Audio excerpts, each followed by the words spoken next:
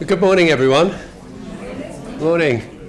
Fantastic to see so many of you here on this rather chilly September morning to join us for the second in the current series of Spotlight. So thank you and a very warm welcome to the Christie. So these events are all about sharing what the charity is helping to do in specific treatment areas, and in particular how the charity is helping patients to get better care and also for further research to take place in key areas. And today we're going to focus on the teenage and young adult unit of the Christie, which is celebrating its 10th year this year. So before we introduce our speakers for today, there's a quick housekeeping note that I've been asked to pass on. So in the event of a fire alarm, please exit the lecture theatre and leave the building. And the fire assembly point is the bike shed, which I'm sure you all spotted on the way in, which is located to the left as you walk out of the building here. So today, we're going to hear from Professor Martin McCabe, who is an Honorary Consultant in Paediatric and Young Adolescent Oncology, and Dr Hannah Slevin, who is a Clinical Research Training Fellow. I'm also delighted that we're joined today by Claudia Boardman. Claudia was a patient with the TYA unit in 2023, where she was treated for, and apologies, I'm a non-clinical, rhabdomyosarcoma. There we go. And this is a less common form of soft tissue cancer. So they're going to share their experiences of working in the TYA. And I've not introduced myself. I'm Bod Buckby. I'm a trustee and patient here at the Christie. I know from my own diagnosis that a diagnosis of cancer can be a shock at any time of life, but I think there's something particularly hard and particularly shocking for a diagnosis in a teenager or young adult. I think it's hard enough at that stage of life as you're dealing with growing up and finding your identity, the stress of exams, the stress of finding a job and leaving home. So to layer onto all of that an unexpected cancer diagnosis and understanding the implications and all of the uncertainty and disruption to your life that that can bring, I think is particularly hard, which is the reason for being of the TYA and why I'm so pleased that we're going to focus on that today. So there will be an opportunity for Q&A at the end of towards the end of the session. So please think of your questions, and we'll come to them at the end. And it's my pleasure now to hand over to Martin. Thank you. Hello, everybody. Hopefully you can hear me. So I was given this title, TY Research Looking Back and Looking Forwards, and hopefully I'll talk about some of that along the way. I should say this is the 10th year anniversary of our new build, which is the Palatine unit, but actually we're one of the longest established TYA units in the country. So the North Middlesex, which is now University College Hospital London, had the first TYA unit. I think it was sometime in the 80s or early 90s, and the Christie actually was very soon after that. So we've long been an innovative unit, recognised nationally and internationally for the work that we do.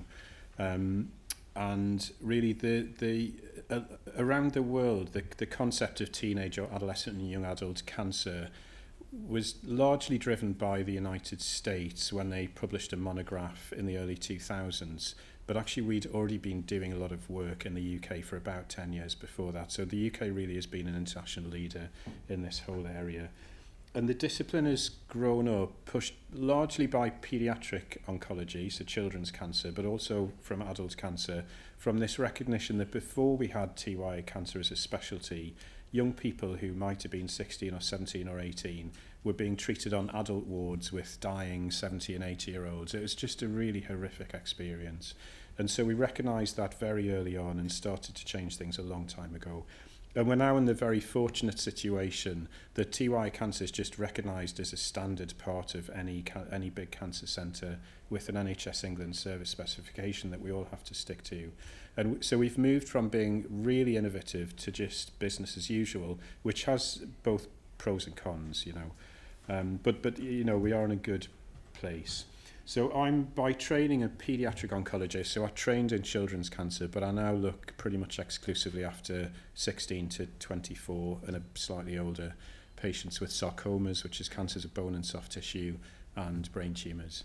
My main employer is actually the university, hence the professor title, so just over half of my time is spent doing research and just under half is spent looking after patients. So I just thought it might be useful I might just put the lights down if that's possible, because this is a white background on a white wall.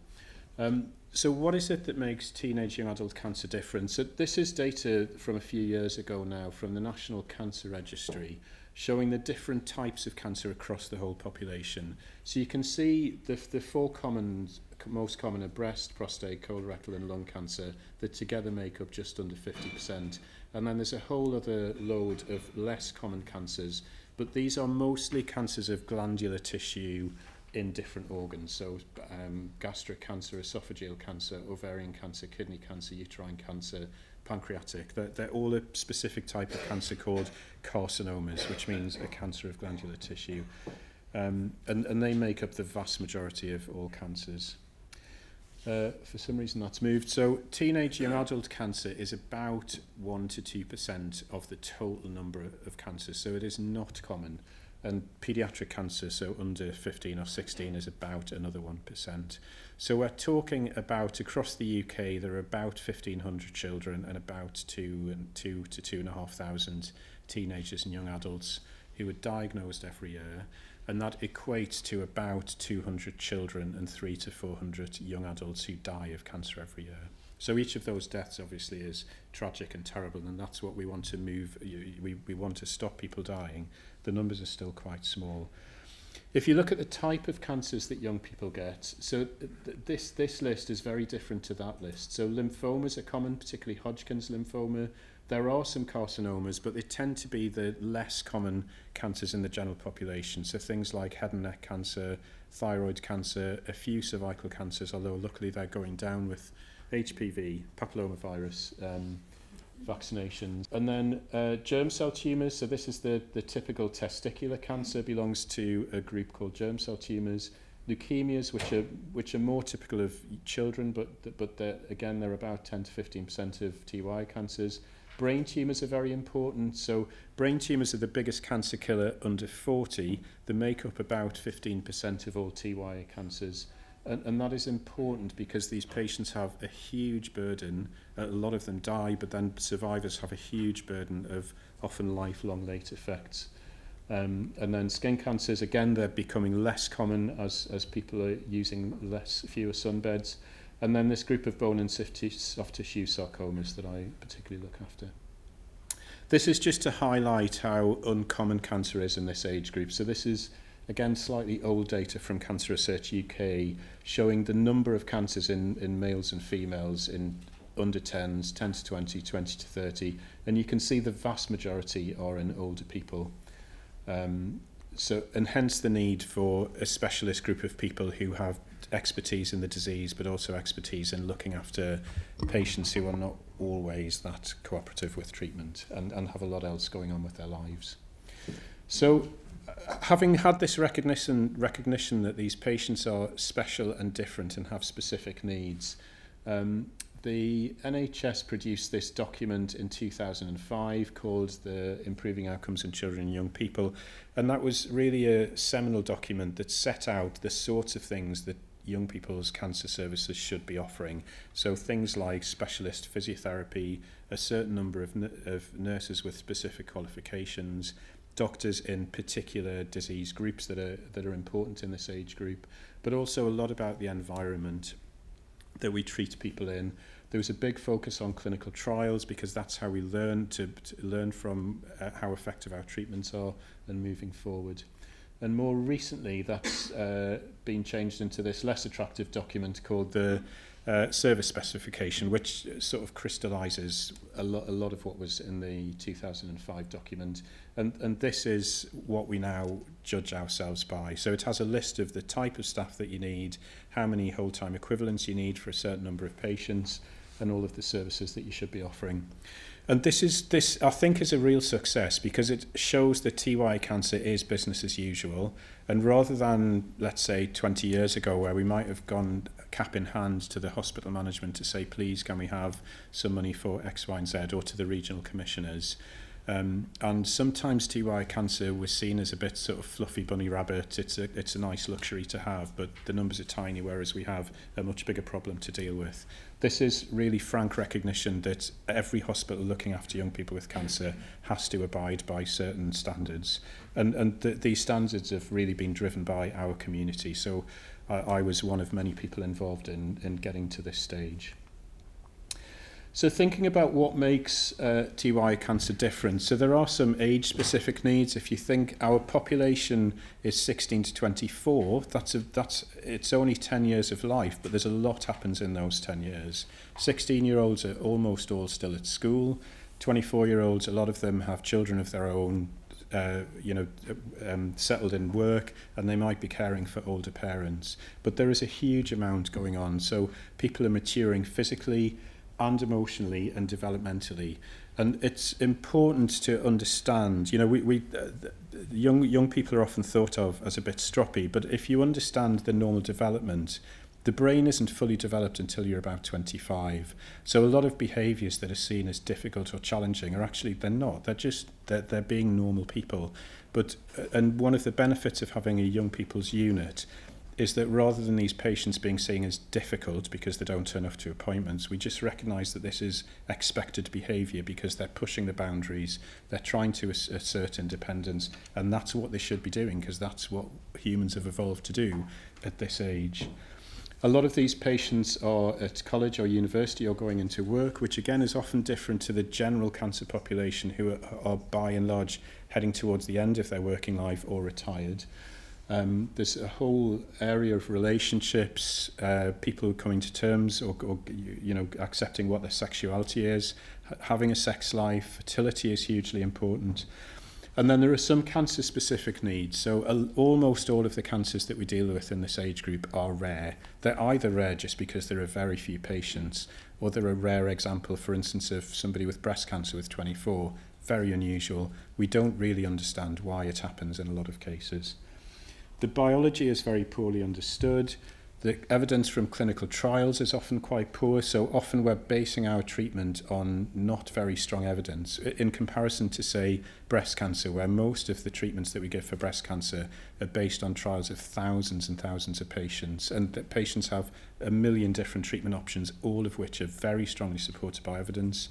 What we're dealing with here is often very small trials where we might only have 200 or 300 patients in a trial, or we're relying on evidence that's 30 years old because there hasn't been another trial since then. So it's a very different situation. And that's why we need oncology expertise to be really centralised. Lights back on it. I don't think I can select up or down, so it's either super on or totally dark. I don't think the camera is missing anything by not being able to see me, I must say. So again, thinking more about the sort of psychosocial side of what we do, cancer is by and large a disease of older people, as I said before. It's a very isolating disease. It's isolating if you're 70. It's a lot more isolating if you're 16. Because if you think of what young people are doing between 16 and 20, they by and large want to ignore their parents, and they don't want to be with their parents because we're boring and old and weird, and they want to be with their friends, but their friends meanwhile are just living their lives. They're going out drinking and clubbing and having relationships, and a lot of 18-year-olds don't have the emotional maturity to know really what to do when their friend gets cancer and might die or does die. So what happens is cancer disrupts everybody's life. Patients end up falling back on their parents, usually their mother. So it's usually the mother who comes to all the appointments, unless they're a bit older and they have partners of their own. And it's a very difficult time for these patients. There are often, in a very large proportion of patients, there are either visible or invisible permanent problems from cancer. And they may be psychological, they may be learning, brain damage after brain radiotherapy, for instance. A lot of patients are infertile. A lot of patients have post-traumatic stress. And as I say, that damage is frequently invisible, so patients are shouldering this huge burden, and once you're 6 months out of treatment, everybody just expects you to get on with your life, but your life is not as it was before. And sometimes these are really devastating. So this is a good news slide. This is something called a Kaplan-Meier survival curve. The statistics are a bit complicated, but it's conceptually quite easy to understand. So it shows how, it's something that we use to show how effective our treatments are. So at time 0, 100% of patients are still alive. And as you go on from the time from diagnosis, let's say by 10 years out, in this curve, 80% of patients are still alive. And what this shows is the survival of all cancers across the UK in patients aged 15 to 24. And it's good news because we're curing most cancers. Most people are alive, let's say at 5 years, which is a typical time that we pick. The 5-year survival across the UK for people of this age group is about 84-85%, so that's great. And it has successively improved with the different eras that we've measured. And this was a study that we published a couple of years ago. And looking further back, these lines were much further back. So 40 years ago, 5-year survival was about 30 or 40%, but it's really improved dramatically. But it's still not 100%. And within this figure, there are things like thyroid cancer, where almost everybody survives, usually without really a great deal of long-term toxicity. And then there are high-grade gliomas, like glioblastoma, where almost everybody dies, or Ewing sarcoma, where the survival is about 40-50%, and that often includes infertility, amputations, and various other things. But overall, it is a positive story because survival is getting better. This comes from the seminal document from the US that I talked about, and really a lot of what drove teenage cancer as a specialty was partly what I was talking about earlier, recognising that these are not 70-year-olds, they need special services. But this graph and the document that went with it really was quite sort of hard-hitting for governments to recognise that there is a problem here. And what the graph shows by 5-year age groups, so 0 to 5, 0 to 4, 5 to 9, 10 to 14, etc., is the improvement in survival over the last 20 years. I mean, this is quite an old graph now, but that was over, 25 years. Children's survival had improved by, let's say, 1.5% year on year over that 25-year period. Survival of 60 to 70-year-olds had risen by a similar amount, but survival for young adults had not really changed very much at all. And in some of the slightly older young adults, it had actually got worse over that period. And that was because they were being neglected they weren't going into clinical trials, we weren't understanding their biology. In the States, obviously, it's a different healthcare system, so they were often in a situation that they couldn't afford healthcare, so they just weren't getting it. And although we have the NHS here, we do have similar problems. So, if you have patients who are treated miles away from the centre of expertise, where people know about the cancer, driving 3 hours every day, that's a major burden. And we still have a lot of logistical issues that we are not necessarily very good at dealing with. In the UK, we've shown repeatedly that patients from lower socioeconomic groups, so in our region, that might be, say, Blackpool, they have worse survival than somebody from an affluent area. And that's partly to do with the types of cancer, but it's partly just due to poverty. And, we know from the Darcy report that's just come out and all of the news, poverty is getting worse, particularly child and young person poverty is getting worse. And that's one of the reasons why our UK survival is worse than France and Germany and the Netherlands and Scandinavia. So there are still major issues, and this young adult population really bear the brunt of it. So although overall their survival is good, it's not as good as it should be. It's not as good as it would be in France or Germany because we just don't have the resources to give them. And that's why we need to do more research and drive the services that we give. I just want to touch on some charitable funding. I hope I'm not going to be put to death for daring to name other charities. But there are other charities, and I just want to say, a lot of our TY service is driven by charity. So NHS core funding pays for most of the well, I think all of the doctors now and most of the nurses. But a lot of our specific TY expertise is not driven by NHS funding, it's driven by charity. So a lot of that actually in our service is driven by the Christie charity. But things like our physiotherapist was initially funded by Man United, and then the charity paid for it for a few years. That's now been taken on for core funding. But physiotherapy, occupational therapy, psychology, play therapy for younger children, all of these things are not paid for by core NHS funding. And without charitable funding, the service would honestly collapse. We'd still be able to give chemotherapy and radiotherapy, but almost all of our specialist services would just disappear. The Christie charity for the Christie patients is colossally important. I can't understate that. Really, there's the generosity of people who give. We're very, very lucky here in having the Christie and a charity that's so effective and people who are willing to give money. Just so coming on to, I don't know how long I've been going on for, probably too long. I just want to talk about some of the staff and research that the Christie charity specifically has funded for our unit. So it's been critical in supporting some staff posts. So as I say, the physiotherapist and occupational therapist. And these, in my view, these people are as important as the doctors and nurses. They really contribute a huge amount to our patient care and well-being. Psychology, so we've got a business case that's now going through for an agreement with the Paediatric Psychology Service at the Children's Hospital, so we're using charitable funding to pay them to provide a service for our patients. This is something that we have only had for the last 3 years, and it's been a gaping hole in our service.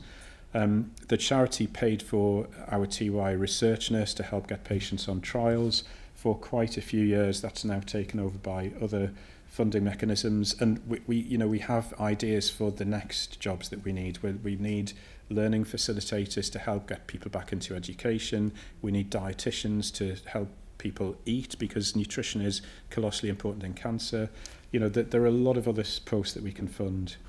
A lot of the money that we raise with the charity is used for staff training, so training courses, sending nurses so they get TY qualifications, and staff attendance at TY conferences, because it's important for us to still be out there saying internationally and nationally, this is what we're doing at the Christie. We're a very innovative unit.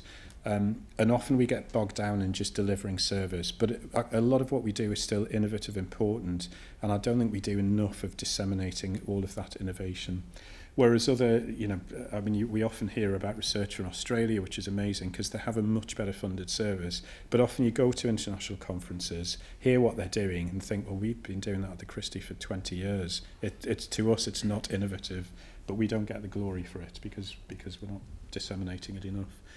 And then for patients, we have this activity fund, which supports a lot of things: pizza nights, cinema nights, football, attendance at Man United or City matches, rock climbing, patients going to patient conferences, a magician, complementary therapy, music. A lot of this, I must say, when I first came here, I thought this is all just a bit of fluff. It's why are we wasting money on this stuff?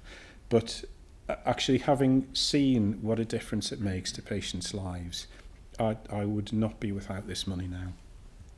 It's really important. So coming on to some of the research projects, which is where I'm particularly interested.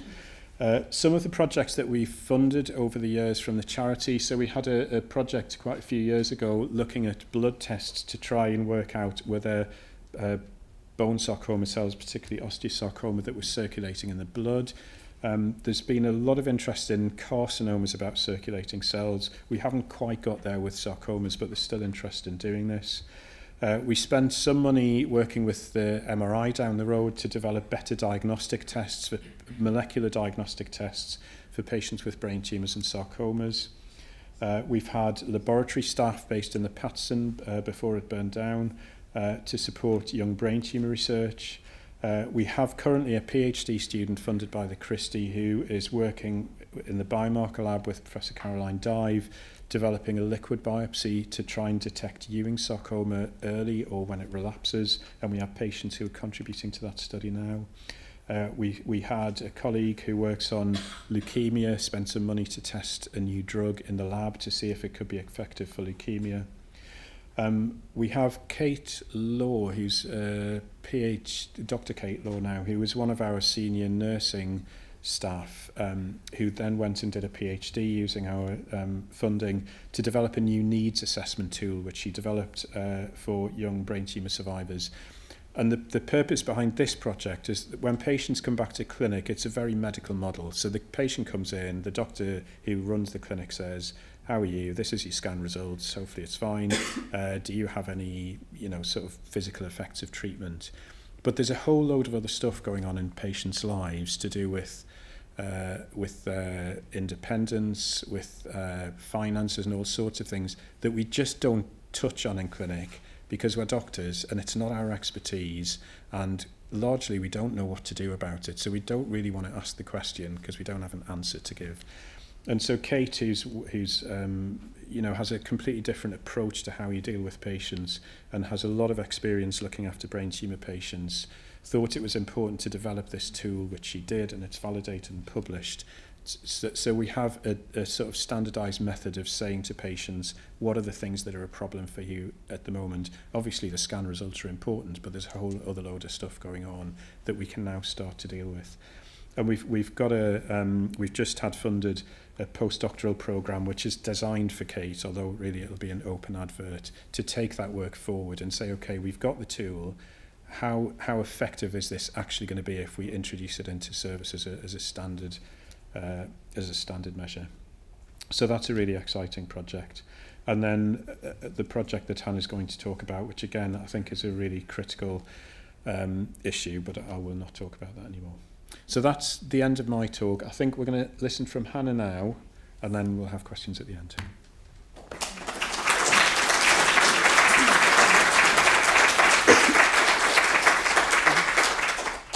Thank you so much for having me here to speak today. My name's Hannah Slevin, and I'm in my final year of training to become a consultant child and adolescent psychiatrist.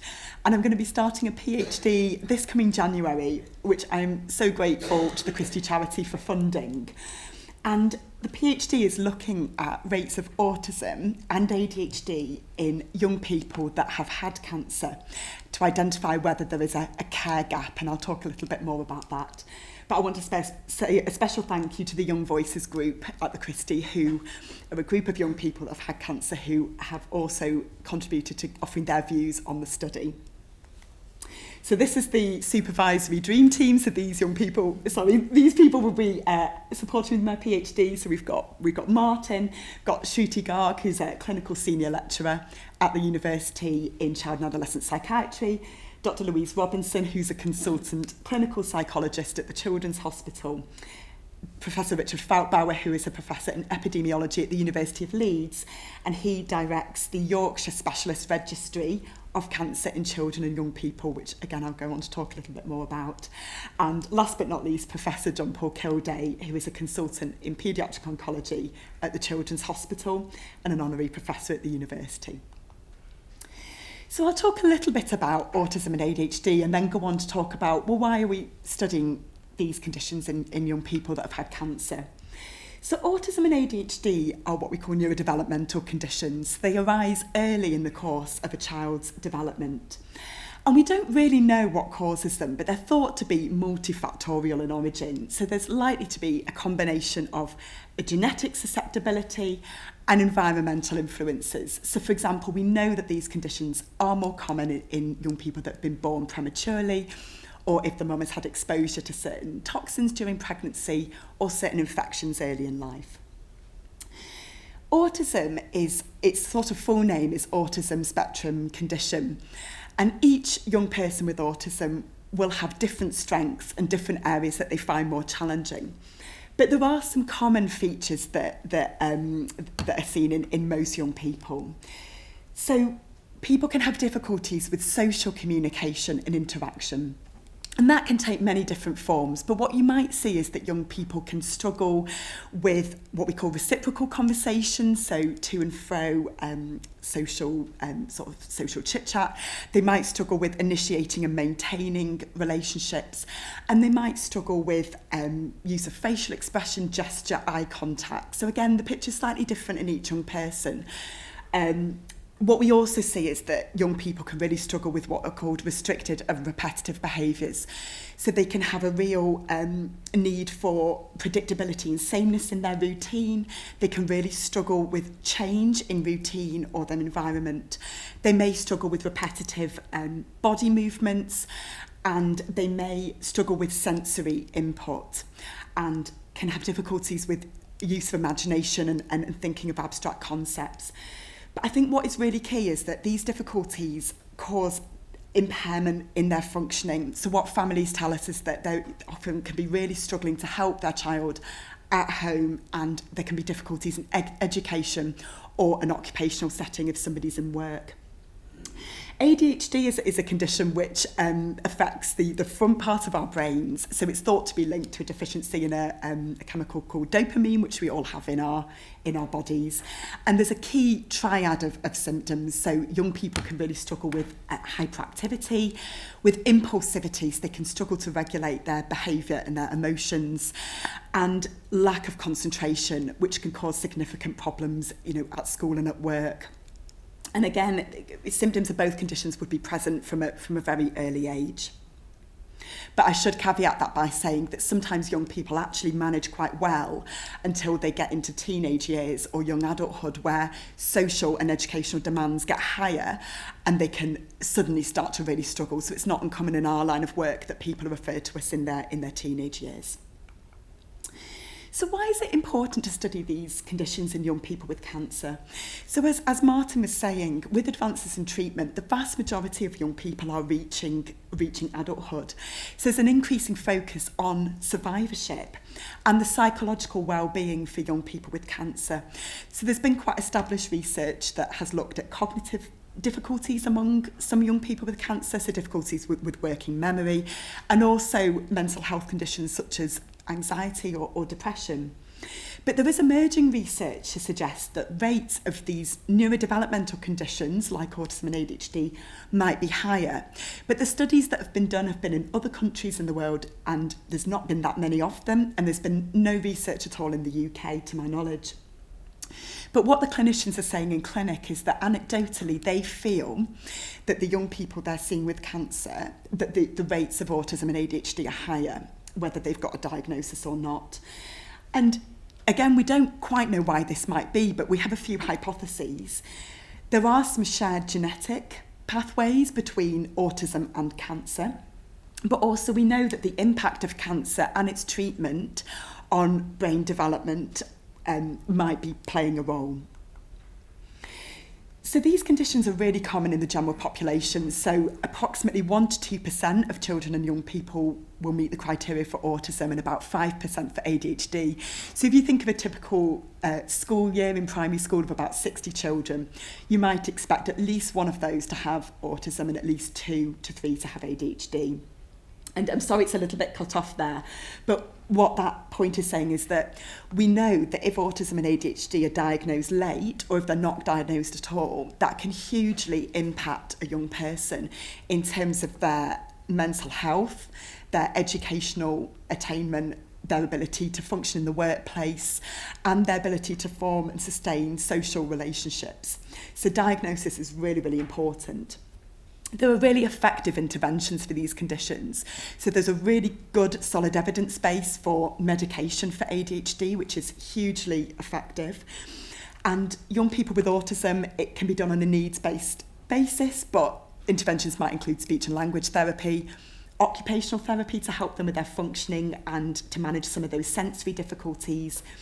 Psychological therapy, such as cognitive behavioural therapy, can be adapted for young people with autism and ADHD.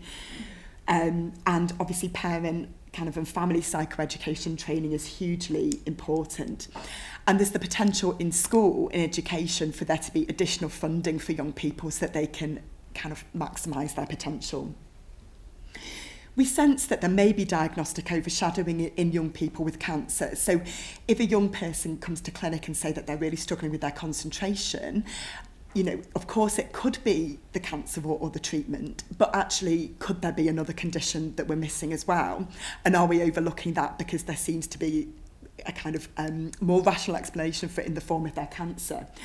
And unfortunately, nationally across the UK and in Greater Manchester, there are a really long waiting list for diagnosis of autism and ADHD. So it's about 2.5 years for autism and about 18 months to 2 years for ADHD. So I guess there is the potential to really try to streamline care for young people with cancer.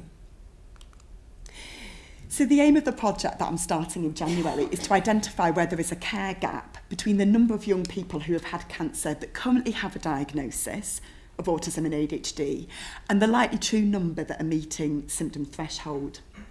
And there's two main hypotheses. So we believe that young people that survive cancer will probably demonstrate a higher kind of number of symptoms than people that have not had cancer, but that the numbers that currently have a diagnosis is an underestimation of how many are likely to have autism and ADHD. So just to give a brief overview of the project plan, so we're going to do two main arms. So the first is looking at big data. And we're going to use electronic care records across Greater Manchester and Yorkshire in young people who are up to the age of 25, who've been diagnosed with cancer. And we're going to go back to the year 2000 just to keep kind of the treatment landscape relatively recent. And we're going to use the Greater Manchester Care Record, which captures health data for all of the citizens in Greater Manchester. So that will be kind of primary care data from your GP, but also secondary care data from hospital. And we're going to link that register to the clinical records of young people that have had cancer, obviously, with ethical approval. And the Yorkshire actually has its own specialist register of cancer in children and young people, which has been running since kind of for about sort of 30 years. And this database contains lots of information about cancer treatment, but also is linked to mental health records. And we're really interested to see, is there an association between certain types of cancer or certain treatments and rates of neurodevelopmental difficulties. And the second part is to carry out a more kind of direct clinical study, kind of inviting young people to undertake screening questionnaires for symptoms of autism and ADHD. And again, this will be kind of all individuals up to the age of 25 currently who are at least 2 years post-treatment. And these questionnaires have been validated in a research setting to detect symptoms of autism and ADHD, and these are kind of compared to children in the general population. So what these questionnaires will be able to tell us is, are the symptoms higher in young people that have had cancer? And if the evidence is coming back to suggest that rates might be higher, then I guess that starts to provide a case for streamlining diagnosis and care within our local cancer services. So thank you so much for listening, and I'm very happy to take questions later, and it gives me great pleasure to introduce Claudia Boardman.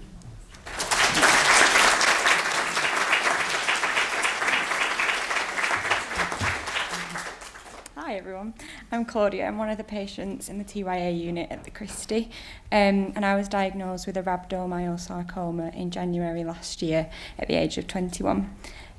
So I was at university at the time in my third year studying midwifery, and I was experiencing some back pain at the time, but it was put down to being on placement and being busy in life until the back pain got significantly worse. And one day I woke up and was unable to feel from my chest down and was unable to walk properly anymore.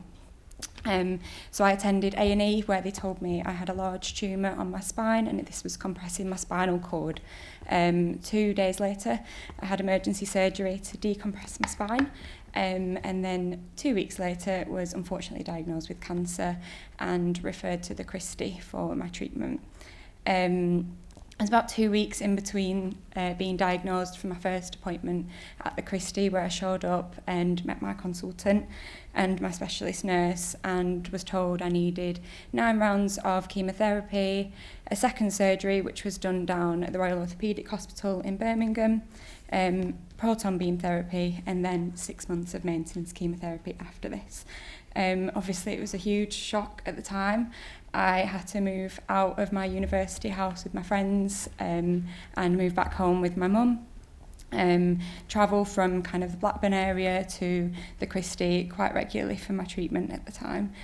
It was a lot, like physically, mentally, to kind of take in. But the Christie were really amazing. I'm so glad I was treated here really successfully.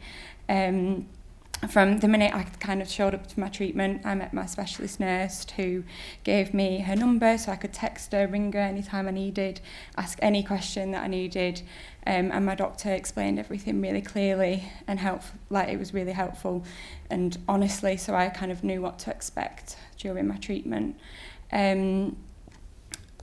During my chemotherapy, I was treated on the ambulatory ward, and I got to know all the nurses there as well. But I think what helped me the most was that when I went to clinic, it was in the TYA unit, and I got to see other people going through treatment. So at the time, I didn't know anyone else who was 21 getting their life disrupted like this. And just seeing other people have treatment, for me, especially seeing other females have it who lost their hair as well. Oh, I've got I don't know if the photos got put on. There we are. So the bottom left was me, my first chemotherapy session, and then the top right 2 weeks later when I lost my hair. But seeing other people go through treatment and lose their hair as well was just really reassuring, and it just made me feel less isolated at the time. I got through my treatment well. I had a lot done. I had surgery in between my chemotherapy, which was a really big thing for me, and I got a lot of side effects from that. And that's when I started to see the physiotherapist as well. And that's really helped kind of build myself back up physically. In November, I was told that I'm in remission and I don't have any cancer anymore, which was amazing news.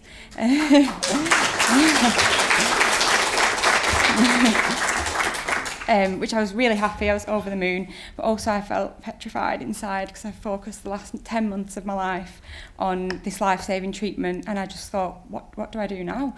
My friends have qualified, I don't know how I'll ever go back to university, and I started my 6 months of maintenance chemotherapy at that point, and when I started that, I had a very big cry to my nurse and said, I just don't think I can go back to university, I'm not ready, I don't know how I'm going to do it. And she really encouraged me and just said, you can get through it, you can go back to university on maintenance chemotherapy and make reasonable readjustments at work, and that really helped. But also the support from other places didn't stop there. I have attended the social events with other TYA patients and got to know other people. I've made good friends through it, which is really nice because a cancer friendship is like no other friendship. You can really relate to each other on another level kind of thing. And I also saw the psychologist, which really helped kind of build my confidence, both in university, outside of university, kind of telling my story and knowing what to say, what was the right thing to say to people. I honestly can't say how amazing the treatment has been at the Christie. I'm so grateful to have had successful treatment, but also the other support that I've had. And there's no way I can kind of give back, but during my treatment we did some fundraising and we want to carry on doing this. So my boyfriend next year is going to run the London Marathon for the Christie, and we've got a lot of support from family, friends and wider family who are going to donate. But yeah, everything has just been so amazing. Treatment-wise, there's been so many people that have been so great to us, both myself and my family. And mainly, I think, for me, it's really helped see life after cancer, because I was only 21 and I didn't imagine kind of my life after cancer, and then it suddenly got to the point where I was cancer free and I was like, oh gosh, what do I do now? And I'm so glad my nurse encouraged me to go back to university, because the bottom right picture was me yesterday delivering my 40th baby, so now I'm a qualified midwife.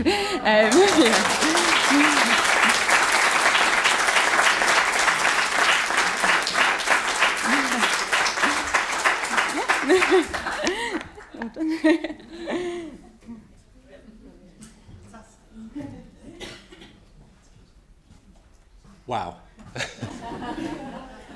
How on earth do you follow that? What an incredible story, and sort of come full circle to go through all of that with such bravery and go take the decision to carry on with that career, and now having brought 40 40 new lives into the one. And just please join me in giving another round of applause.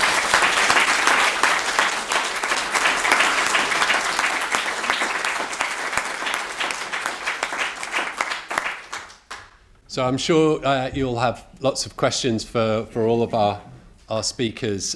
Before we do that, I just want to bring your attention to the Q&A, or the questionnaire that's in front of you. Your feedback really is really important to us to help make these sessions as useful, relevant and interesting as we can. So please do provide all positive and negative feedback on today's session there. But I will now open up for questions. Does anybody have any questions they'd like to ask any of our speakers? We've got one first hand up here. Yeah. My name's Janet Morley. I'd like to ask Claire, how important is your mental attitude to everything that you've gone through? Apart from the, having the, what procedures. I can't remember everything that you said. I think at the start of my treatment, I was not in the mindset of like thinking about anything else other than my treatment. I personally just focused completely on each round of chemotherapy. I was turning up weekly at the start, so I was going week by week trying to get through. And then I had surgery halfway through, and that was like the toughest mentally for me because I was returning to chemotherapy after a really big surgery. But towards the end, that's when I found it the hardest. Even though I've always had a really positive mindset, I was going to get through this because I just had to, because I'm young. But the psychologist really helped me because when I found things tough towards the end, she kind of gave me so much confidence in knowing that there is life after cancer, and I'll kind of return to my normal activities and adapt to my new normal. I'm definitely so different than I was before, but I think it's just being positive for me. Yes, thank you, because it's that bit that's interested me really, in you, because you can see that, it's life after cancer, not, just that phrase speaks volumes. Yeah, thank you. Did we have a question here? Yes, sir. I'm a retired secondary school teacher. How do you manage with the education and continuity of the inpatients in the unit? Who'd like to take that? Shall I do that? It is a challenge. I think I mentioned it briefly, one of the posts that I think we're missing is a specialist educational facilitator. Because, I think we've moved from chemotherapy that's very toxic and usually given as an inpatient to this ambulatory care idea where patients come, have the chemotherapy, and then they go and take pumps and bags and things home, and they can sleep in their own bed and have their own dinner. And we really encourage people to get out and about and do. You're right if we choose this one. Yeah, use this one. We really encourage people to live their lives, but there are some chemotherapy regimens and radiotherapy that are just too toxic. It's not realistic to expect it, and I think what we're lacking currently is a really effective mechanism to get people to engage properly with education while they're on treatment and get back afterwards. It's not that we just ignore it. We have staff to help, and our specialist nurses particularly are critical to liaising with school and encouraging people and the psychologists, but it's something that I think we still don't really deal with properly. And there are, I think, a lot of people who are at college, say, who might be a bit ambivalent about whether they really want to be at college or not, and cancer is often the final straw, and they say, oh, forget that, I'm not going to do it.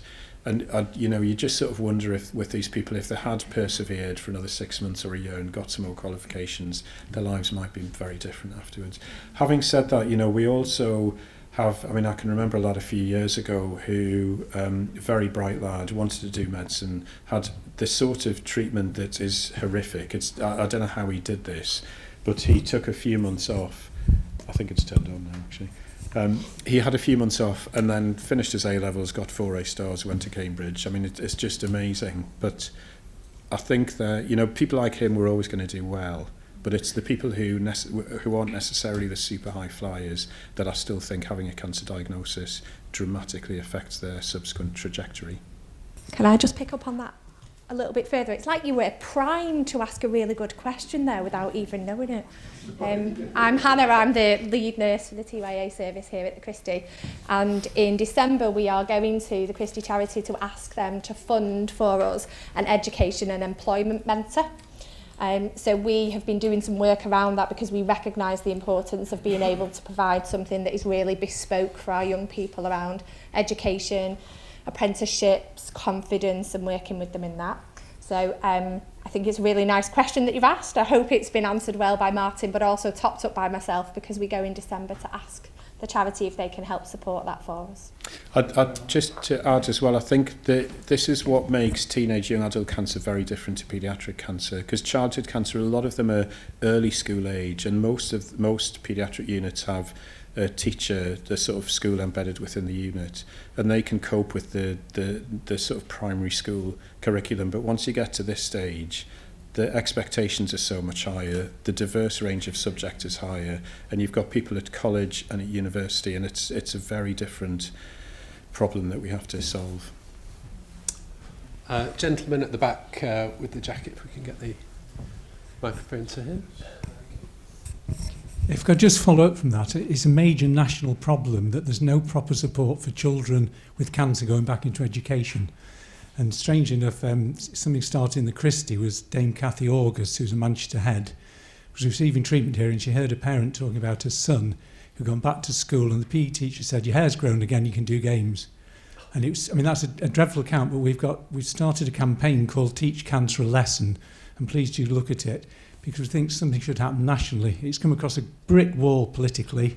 I'm afraid the website's a bit out of date now because a lot of the supporters are in different work at the moment, but politicians have said, yes, something should be done, but nothing actually gets done. And children go back to school having suffered cancer and just don't get the proper support. It's totally hit and miss on the school, perhaps the support they might receive from fantastic practitioners in hospitals, but really it's a major issue that should be challenged. So please look at this campaign and support it if you can.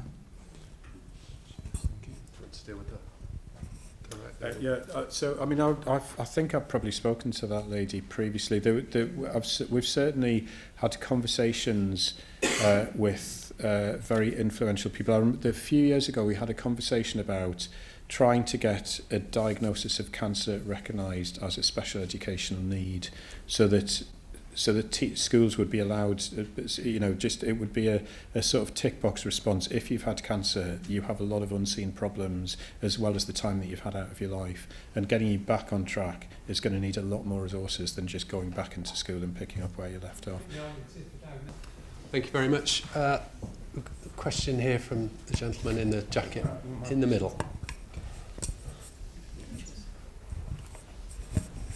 Thank you very much. What I would like to say, Martin, that there are a lot of misconceptions still around the community, particularly in the minority group. And they think if you had a cancer and that's it, it was just a matter of time, you are going. And there are a lot of support and help is available and can be treated and is curable. This is also didn't get through these messages, and people do silly things and make it worse.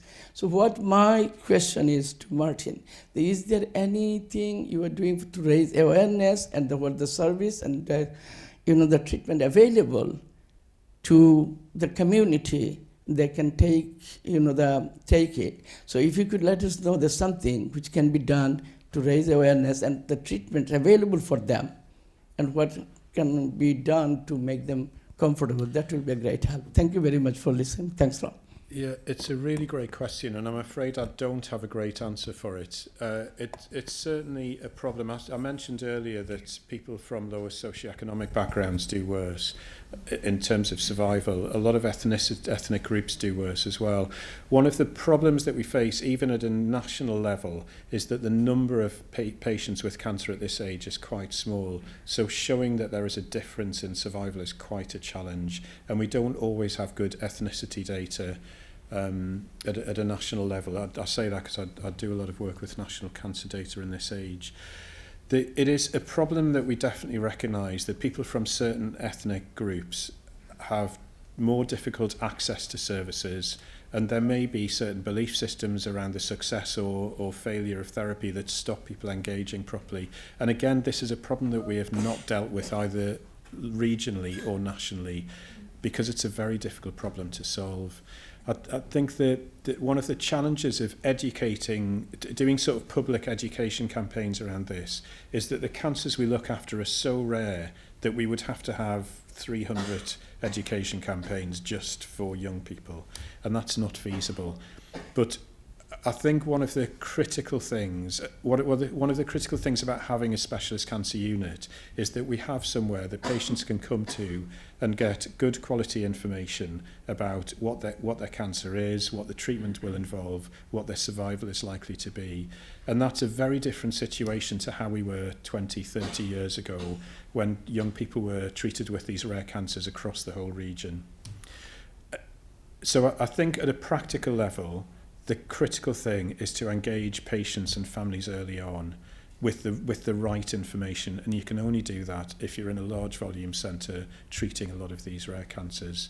And then if there are particular belief systems that are difficult to get through, then our specialist nurses have a critical role liaising with the local clerics or the local community to do a bit of bespoke education about that type of cancer.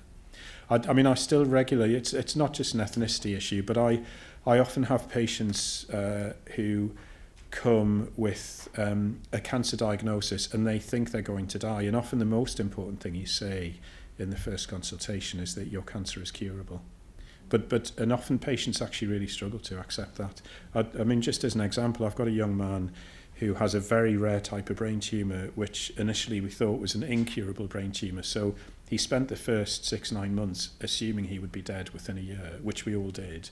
And then he was enrolled in this program to look in a lot more detail at the genetics of his tumour, and realised he has this super rare, very newly diagnosed cancer, actually that's sort of on the borderline of benign and malignant, and actually he's likely to live a very long time, and he's likely to be cured. And that's, I mean, it's great news, but for him, it was he still hasn't really got his head around that, because he spent the first year, 18 months, thinking I'm definitely going to be dead within a year or 2 years. And now telling him, actually, you're probably going to live a long and happy life, it's psychologically very, very difficult for him to deal with. Thank you both for sharing that. I apologise, I think we're almost out of time. I did have one final question, if that's okay. If you've got further questions, please do come and approach any of us after the event has closed, and we'd be delighted to chat there. But please go ahead, sir. Thank you very much. My name is Sam Elbeck. I'm a retired research chemist. I'd like to thank you all for your presentations, especially Claudia. You're an inspiration. It brought back my journey and the role of social media, because it was informal communications, and those pictures brought it all back. I found it by accident, and I think it's a really important thing that professionals should be doing to communicate that there are informal ways to get this, and you're not the only one. So, to my main question was, certainly on the research side, how do you think artificial intelligence will impact the research that you do?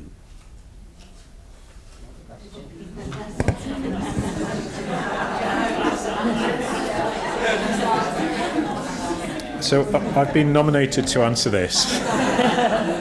I have no idea. I mean, it's sort of not at all and in every way imaginable. We're already using some artificial intelligence in our standard practice. And now when you have a scan or an X-ray, more X-rays, that you have a chest X-ray, let's say, and then it's looked at by a radiographer or radiologist and reported, and that takes a while.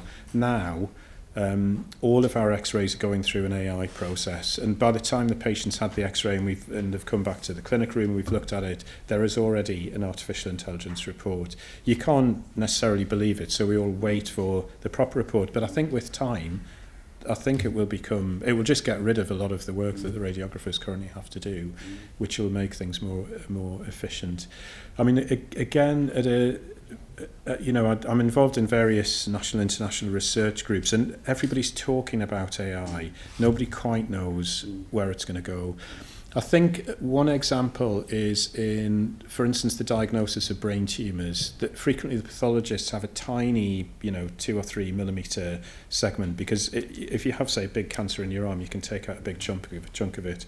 If you have a tumour in the middle of the brain, the surgeons are going in and removing as little as they possibly can, and then the actual resection, rather than chopping it out, they take a sort of very expensive straw and suck it out. Not with their mouths, obviously. But so the pathologists are often faced with this tiny, tiny little bit of tissue, which might have a few cells in and a lot of sort of nondescript brain tissue, and getting a diagnosis can be really difficult. And we've got much better over the last 10, 20 years. There's really been a breakthrough in our understanding of the molecular diagnosis of brain tumours. And there's been a lot of discussion, I think, particularly in research circles. The pathologists will they will no longer be needed, because we can just put the tissue and the molecular information through a computer and it will tell us the answer. It's increasingly obvious that that is not the case.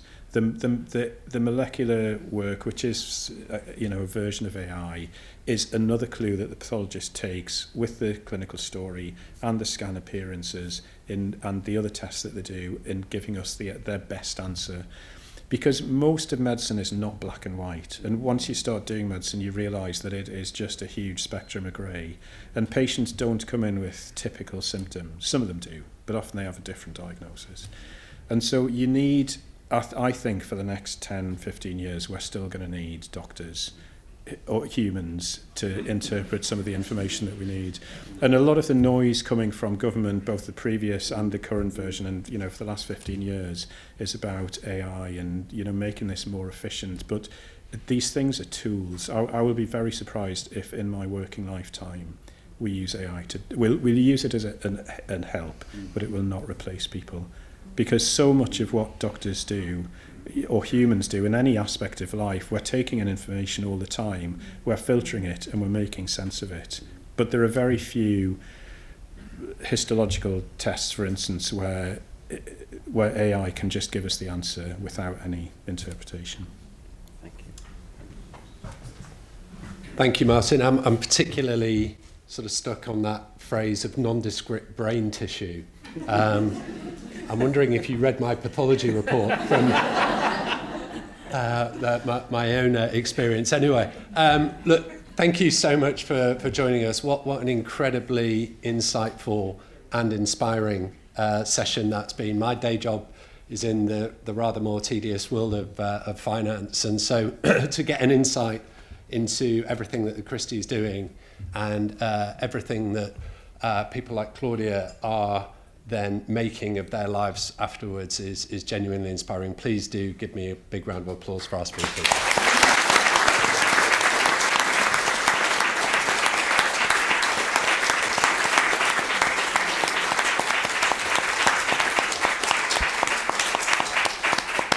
Please look out for the next episode in this series, and we look forward to welcoming you all back soon, we hope. Thank you.